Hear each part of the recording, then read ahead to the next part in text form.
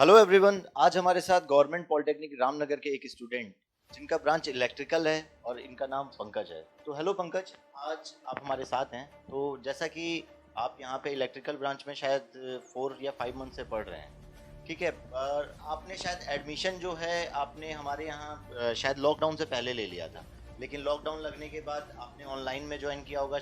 लेकिन आपका कहना था कि ऑनलाइन में आपको इतना जो आपका कंफर्ट लेवल है वो ऑनलाइन में नहीं, आपको ऑफलाइन ही करना था। तो आज आप हमारे साथ ऑफलाइन क्लासेस कंटिन्यू कर रहे हैं अभी, ठीक है। तो पंकज, आप अपना एक एक्सपीरियंस बताइए जो कि हमारे जो व्यूअर्स हैं, ठीक है, उनके लिए भी हेल्पफुल हो और जो स्टूडेंट्स ये वीडियो देखेंगे उनके लिए भी एक डिसीजन लेने में काफ़ी आसान रहे कि आपका क्या यहाँ पे एक्सपीरियंस रहा है इंजीनियर सक्सेस के साथ, कैसा कोऑपरेशन रहा है, मैनेजमेंट का कोऑपरेशन कैसा रहा है, फैकल्टीज़ का लेवल क्या है। तो ये थोड़ा सा एक ब्रीफ।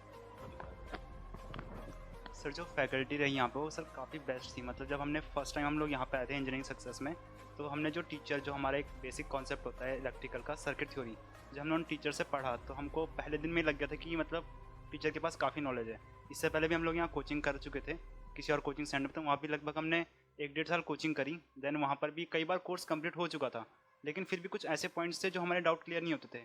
तो जब उन सर के पास हम गए तो उन्होंने लगभग चार मतलब 1 2 क्लास में हमको लग चुका था कि इन सर के पास काफ़ी नॉलेज है। जब उनसे डाउट पूछते थे वो डाउट जो हमारे 1 2 साल से क्लियर भी नहीं हो रहे थे, काफ़ी डाउट थे, तो उन्होंने पहले दिन में क्लियर कर दिए थे। तब से हमको लगा कि शायद मतलब तब हमें लगा कि जो यहाँ पे फैकल्टी है उसका नॉलेज लेवल कितना हाई है। मतलब आपके डाउट आराम से क्लियर कर सकते हैं, चाहे वो और भी काफ़ी आसानी से, ऐसे नहीं कि काफ़ी टाइम लगाया हो, काफ़ी मतलब समझाने का तरीका वो ज़्यादा आसान था, बजाय इसके कि उसी चीज़ को वो काफ़ी अलग तरीके से बता सकते थे फैकल्टी। और उसी को उन्होंने काफ़ी सिंपल लैंग्वेज में मतलब ऐसा कर दिया कि बिल्कुल एक लेमन वाली भाषा में कि आपको आराम से समझ में आ जाए। तो जो डाउट हम सोच रहे थे कि पता नहीं कितना बड़ा डाउट होगा, वो एकदम आसानी से सॉल्व हो गया। तो जैसे पंकज, आप लोग जैसे यहाँ से कोचिंग करके जब घर जाते हैं तो क्या आप जो फैकल्टीज आपको पढ़ाती हैं उससे क्वेश्चन जब आप लोग करते हैं क्या वो सॉल्व होते हैं आप लोगों के? क्योंकि कई बार बच्चों का ये रहता है कि सर कोचिंग में तो सब समझ में आता है, लेकिन जब हम लोग क्वेश्चन जाके करते हैं, सेल्फ स्टडी करते हैं, तो वहाँ पे क्वेश्चन ही समझ में नहीं आता है।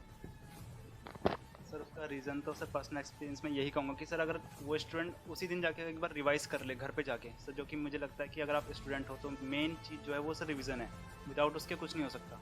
तो सर अगर हम रिवीजन कर रहे हैं घर जाके उसी दिन जो पढ़ाया उसी दिन उसको घर में जाके रिवाइज़ कर रहे हैं, तो सर वो सवाल डेफिनेटली हो जाते हैं। मैंने भी ट्राई किया तो वो सवाल हो रहे थे, लेकिन मैंने भी बहुत बार आनाकानी करी, मैंने भी बहुत बार एक एक हफ्ते तक रिवाइज़ नहीं मारा। जब मैंने फिर सवाल सॉल्व करे फिर नहीं हुए, तो सर उसका जो सिंपल जो सॉल्यूशन वो था वो यही था कि अगर हम रिवीजन करते रहें टाइम टू टाइम, बार बार उसको रिवाइज़ करें, तब ये प्रॉब्लम नहीं आएगी कि सवाल सॉल्व नहीं हो रहा है। सर ये तो फिर हर किसी के साथ है, मतलब जब फैकल्टी पढ़ा रही है या फिर कोई और भी हो, मतलब कहीं भी हो, अगर आप एज ए स्टूडेंट आप रिवीजन नहीं कर रहे हो तो फिर आपका कोई फ़ायदा ही नहीं है वो करने का, आप चाहे कितनी। रिवीजन तो इम्पोर्टेंट पार्ट है ही। यस अगर सर। आप कोई भी, अगर आप सेल्फ स्टडी नहीं करेंगे तो कितना भी अच्छी फैकल्टी लाएं उसका कोई ज़्यादा फायदा नहीं होगा।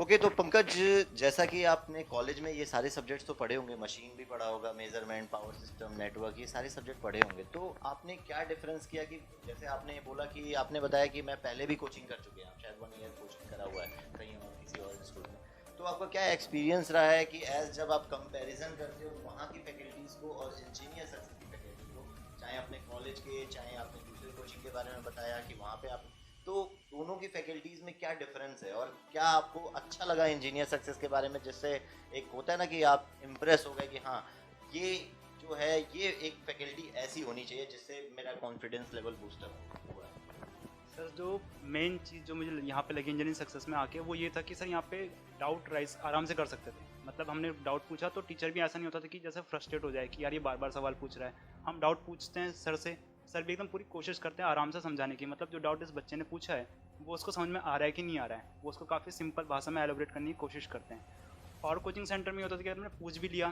सर उस टाइम पे हमारा इतना नॉलेज लेवल था भी नहीं। जब हम स्टार्टिंग में आए थे उस टाइम हमारे पास नॉलेज लेवल भी इतना था नहीं। जब हम लोगों ने इंजीनियरिंग सक्सेस ज्वाइन किया तब हमें लगा कि हमने क्या क्या हमें कितना पढ़ना है, मतलब जिस पोस्ट के लिए हम लोग जा रहे हैं वहाँ के लिए क्या सिलेबस है, क्या वहाँ पे किस लेवल का हमें नॉलेज चाहिए होगा, वो हमें यहाँ के पता लगा। पहले भी हमने कोचिंग करी थी तो हमें वहाँ पे बस एक बेसिक पढ़ा दिया गया ऊपर से, यहाँ तक कि वहाँ पे 1 साल में 2 3 बार कोर्स रिवाइज भी हो चुका था। लेकिन यहाँ पे आके पता चला कि यहाँ पे एक एक सब्जेक्ट में मतलब 2.5 3 महीने लग जाएंगे, वो भी सिर्फ एक एक सब्जेक्ट में, जबकि वहाँ 3 4 महीने में कोर्स ख़त्म भी हो जा रहा था। सर यहाँ पे तो बेसिक चीज़ यही लगी कि जो डाउट सेशन है वो काफ़ी अच्छे लगे मुझे, कि आप यहाँ पे आसानी से क्लास में खड़े होकर पूछ सकते हो सर से कि ये सवाल हमको नहीं आ रहा है, इनको बता दीजिए, या फिर कोई भी डाउट है, छोटे से छोटा या बड़े से बड़ा डाउट है। ओके पंकज, तो जैसा आपने बताया, तो इसके बाद आप अपने, जैसे आप अपने जूनियर्स, जो आपके जूनियर्स होंगे आपके कॉलेज में, आप गवर्नमेंट पॉलिटेक्निक रामनगर से हैं, तो उनके लिए आप, या जो आपके जूनियर्स हैं उनके लिए क्या कोई आप अपना मैसेज देना चाहेंगे?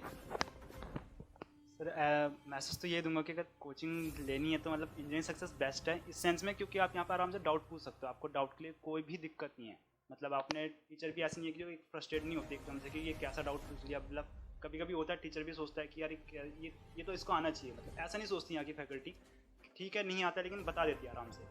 ऐसा जो मैसेज है वो यही होगा कि सर रिवीजन इंपॉर्टेंट है, भले ही आप यहाँ 1 साल पढ़ो 6 साल पढ़ो, अगर आपने रिवीजन नहीं कर रहे हो टाइम टू टाइम जो करना चाहिए एज ए स्टूडेंट, मुझे भी ये लगता है क्योंकि मैंने भी बहुत बारी गलती करी है, अगर नहीं की होती तो शायद मैं यहाँ पे नहीं बैठा होता, मैं इस तक जॉब लग चुकी होती, लेकिन नहीं किया रिवीजन, इसलिए हम यहाँ पे हैं। तो मेरी मेन जो कहना चाहूँगा यही है कि रिवीजन टाइम टाइम करना चाहिए डेली का, मतलब एक दिन भी छोड़ दिया तो ऐसा लगना चाहिए कि यार मैंने कुछ बहुत बुरी चीज़ छोड़ दी, मतलब ऐसा कुछ था जो मैंने छोड़ दिया जो मुझे नहीं छोड़ना चाहिए था।